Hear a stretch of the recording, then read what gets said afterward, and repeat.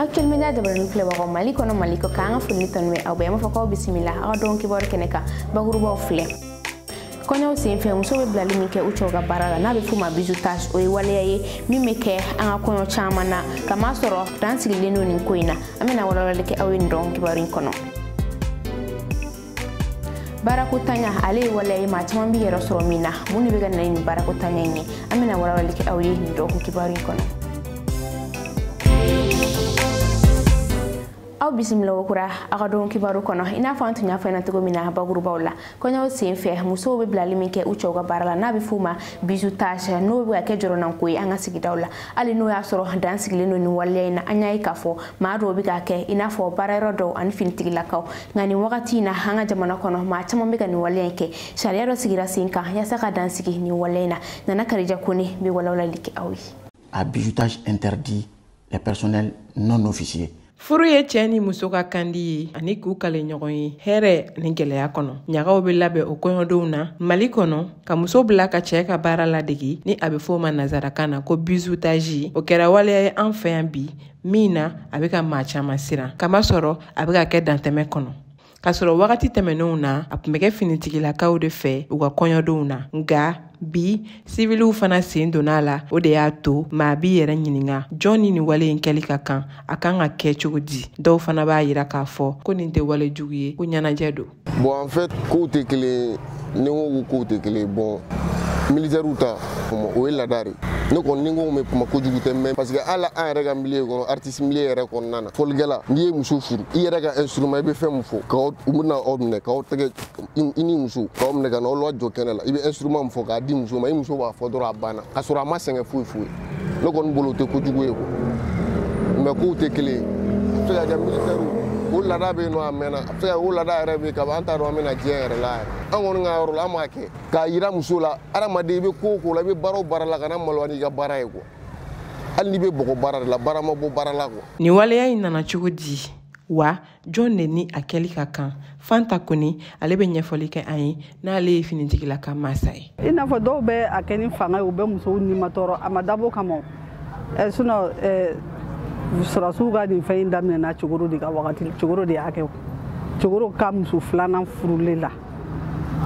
polisiw ye cogoro muso de ta mais olu y'o bila elisi de kɔnɔ ka yaala n'a ye ka taa n'a ye burusi kɔnɔ dugu dɔ la k'u sigi jɔ ye k'a fɔ k'a ka kolonkalan ta ka ɲɔ susu ɲaga ɲɔgɔnna dɔrɔn don u ye wari d'u ma sisan caman b'a fɔ n'i ma nin di an t'i muso to yen u bɛ wariw di u bɛ musow minɛ dɔrɔn ka taa n'u ye dɔrɔn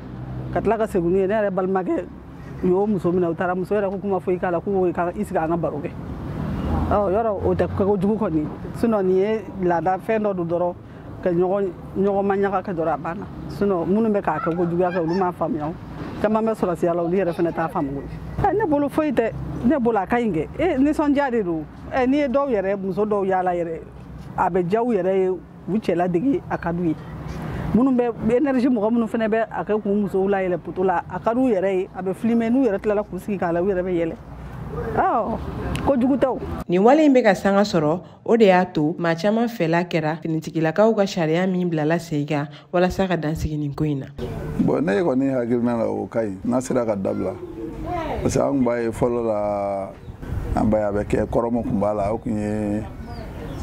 n'a kɛra sɔrɔsi muso mun na e cɛ ye jala mun ye a bɛ komi e yɛrɛ b'o jala kelen sɔrɔ i b'i ka commandement kɛ mais bi o t'a la sɔrɔsiya cayara sɔrɔsi cayara et puis baara min bɛ ka kɛ fana a kɛcogo tɛ fɔlɔmɔgɔw ta kɛcogo ye sisan ta dama tɛmɛnen don kojugu damatɛmɛ b'a kɔnɔ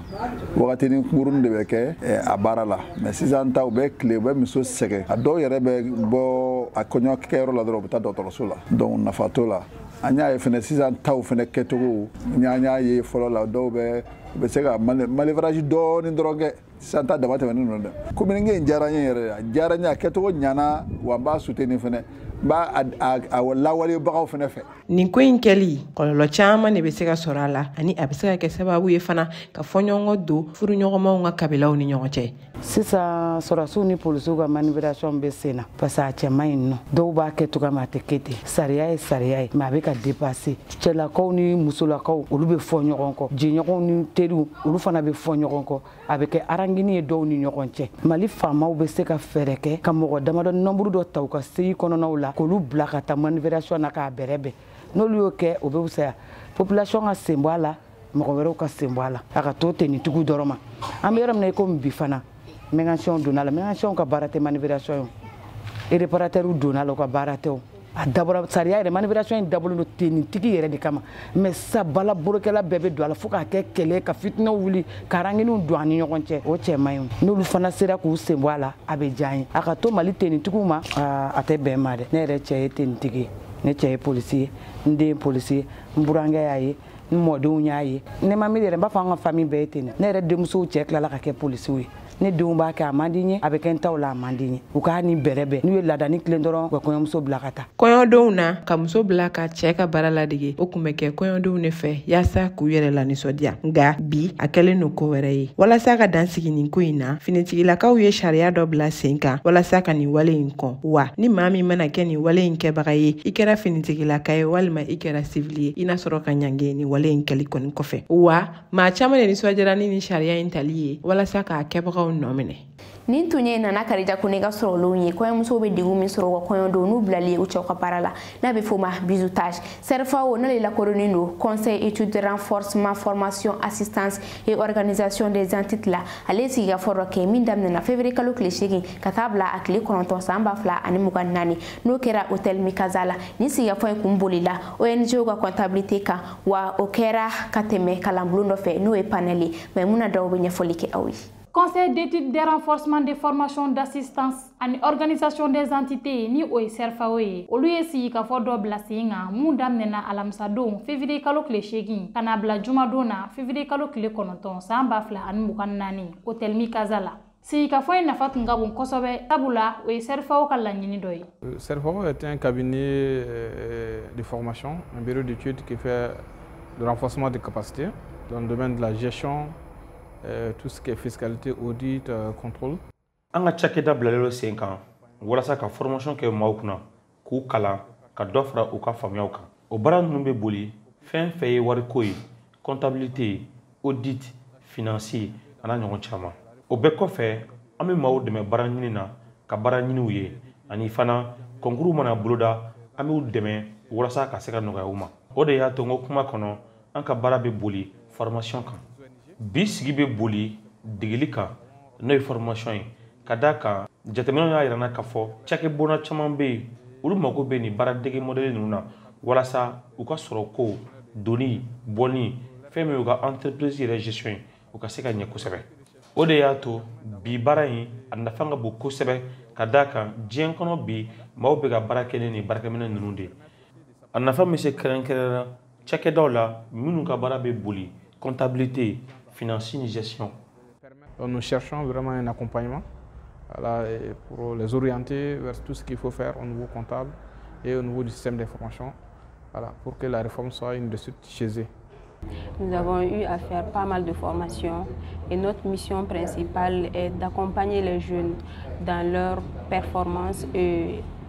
leur spécialisation dans différents domaines. An ka baara bɛnnen don formation kɛw ma sifinnakaw ma. An ye formation caman kɛ yaasa ka se k'a to u bɛ se ka dɔ fara u ka dɔnniyaw kan cogoya mun na. Wa an ye sigikafɔ kɛnɛ caman bila sen kan yaasa ka dɔ fara sifinnakaw ka dɔntaw kan. An ka bita sigi bɛ mun kan o de bɛ kasabi kan ni o ye comptabilité ye. An ni tile fila sigikafɔ in kɔni nafaba de bɛna ye a la maa minnu sen donna a la. Sabula a tile fila baara bɛna boli fɛɛrɛ kura minnu sigilen don sen kan comptabilité kow kan an ka cakɛdaw la. Sabula a bɛna se k'u dɛmɛ u ka se ka baara kɛ ni nouveau système mun nalen filɛ. Et ça va aussi les faciliter la mise en pratique des différentes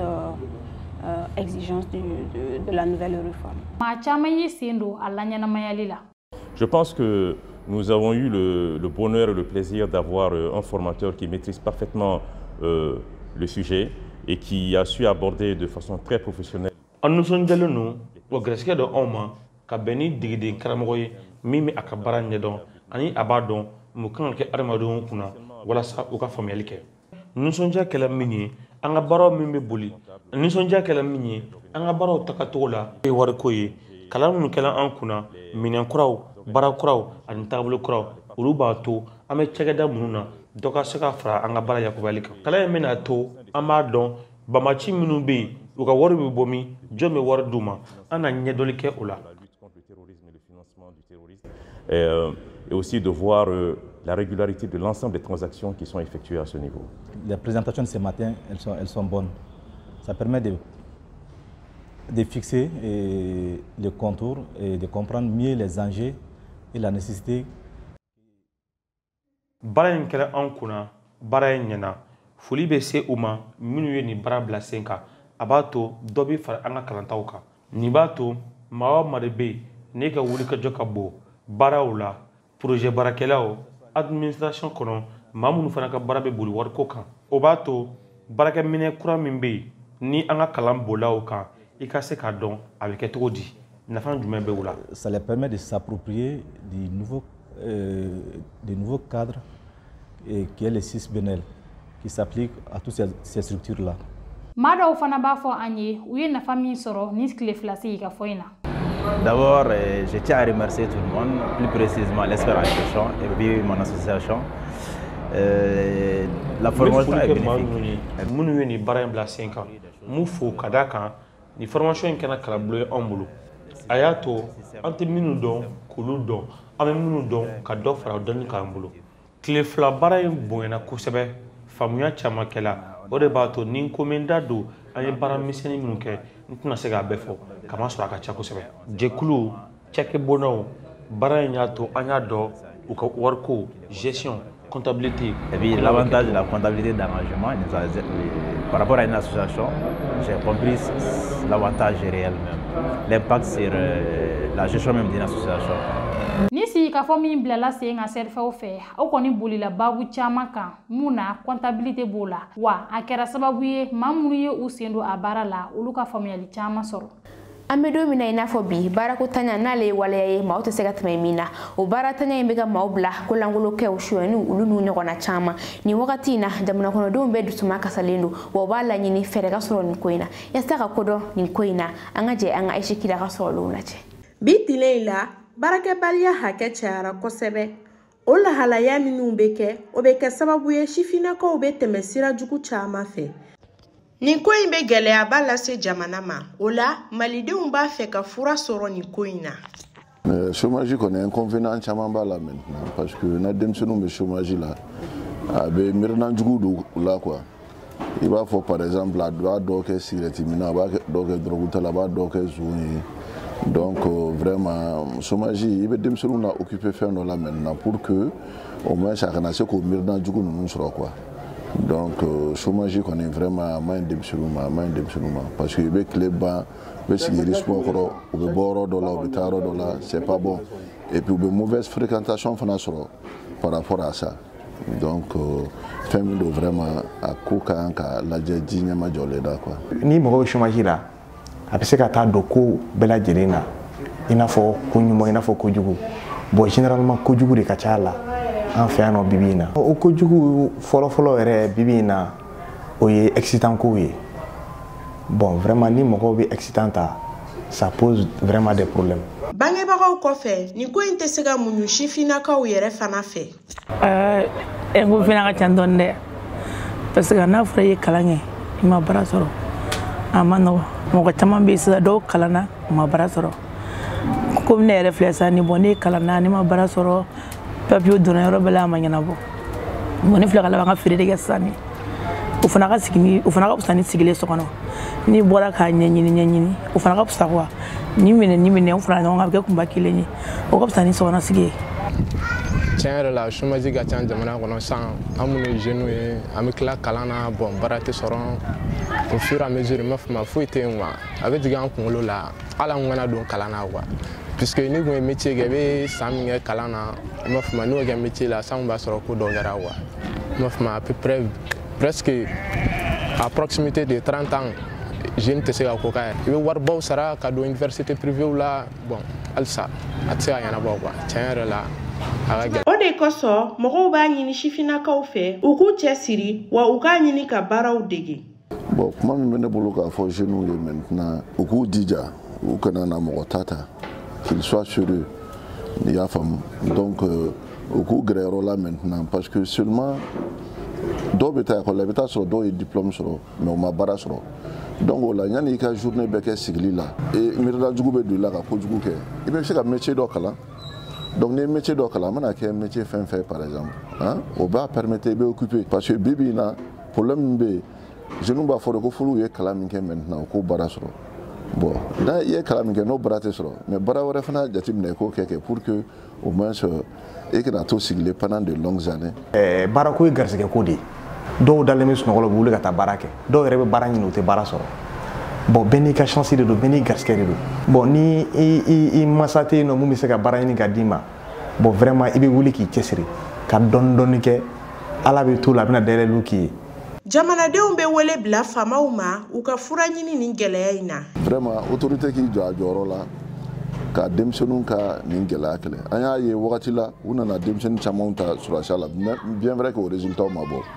mais o n'a taw ta u k'a lajɛ emploi minnu fana bɛ se ka créer i b'a fɔ bololabaara n'a ɲɔgɔnnaw pour que ka denmisɛnninw bɔ kɛrɛfɛdɛn na parce que kɛrɛfɛdɛn ani mauvaise fréquentation olu de bɛ na ni denmisɛnninw tiɲɛni ye donc état k'a ka responsabilité ta a ka activité créer walasa denmisɛnninw bɛ se ka bɔ o ɲɛgoya na maintenant. Vraiment c'est l'apprentissage. N bɛ jamana ɲɛmɔgɔw wele o yɔrɔ de la u kɛ mɔgɔw degi bololabaara la maa o maa bɛ bololabaara kɛ a ka dɔgɔ k'i bɛ dɛsɛ dayirimɛ la bon vraiment ne bɛ autorités deli o la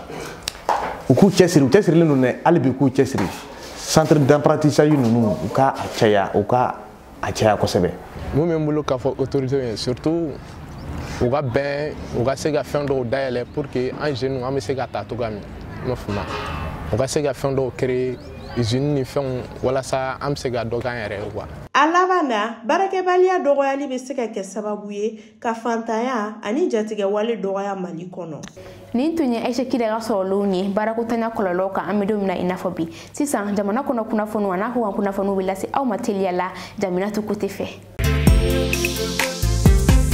Ka daminɛ février kalo tile 22 ka taa bila tile 24 na san 2024 Mali Festérégé tako 19 baaraw bɛna daminɛ Palais de la Culture la. Okumu kɔnɔna na a baaraw ninnu donna tarata don février kalo tile 6 san 2024 Auberge Jamila la Badalabugu. O baaraw senfɛ sigikafɔ dɔ sigira sen kan. Ɲinɛ u kɛlen don ka babu mun bila sen kan o de ye baara ye. Ni ɲɛnajɛ in okumu kɔnɔna na dɔnkilidala 22 jamana taw ani kɔkan taw olu de bɛna jouer. Wa fɛn wɛrɛ camanw bilalen no sen kan ka kɛɲɛ maa minnu bɛna kɛ nin kɛnɛ ninnu kan. An bɛ taa dafɛ jamana na Brésil polisiw kɔni u ka jamana ɲɛmaa kɔrɔ ka sɛbɛnw minɛ na alamisa don février kalo tile 8 san 2024 ka tila k'a jalaki k'a fɔ ko a ye fɛɛrɛw bila sen kan yaasa ka se ka yuruguyurugu don u ka kalata mun tɛmɛna san 2022 la u ka jamana kɔnɔna na.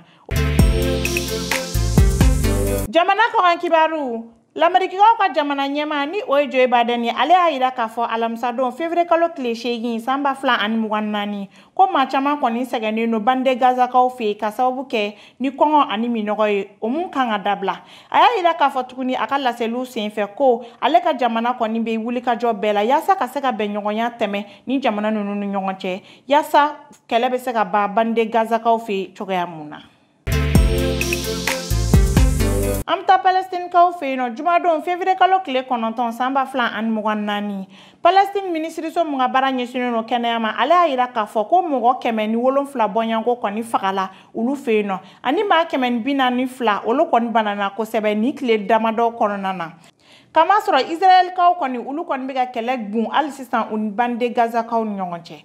Okumu kɔnɔna na maa caman kɔni bɛ wo la sabula maa minnu kan ka se ka tɛmɛ ka na olu lakana olu tɛ ka tɛmɛ sira sɔrɔ nin ye Palestine ministre mun ka baara ɲɛsinnen no kɛnɛya ko ma nin ye o ka kuma ye. Ni de bɛ dan sigi aw ka nin dɔgɔ kibaru la aw ni ce aw ka ɲɛmadali la an fɔ k'aw kan bɛn diɲɛ wagati wɛrɛ.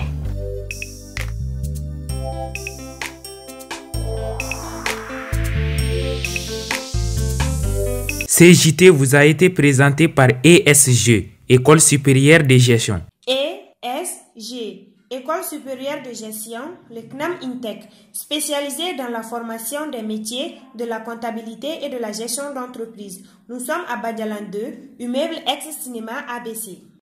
Parce que nous croyons au grand potentiel humain, parce que nous incarnons la performance, parce que l'autonomisation et le perfectionnement de l'édite constituent notre objectif. Rejoignez-nous, Université Bazo, la performance par excellence. OTS est là pour tous vos besoins en matériel électronique et électroménager.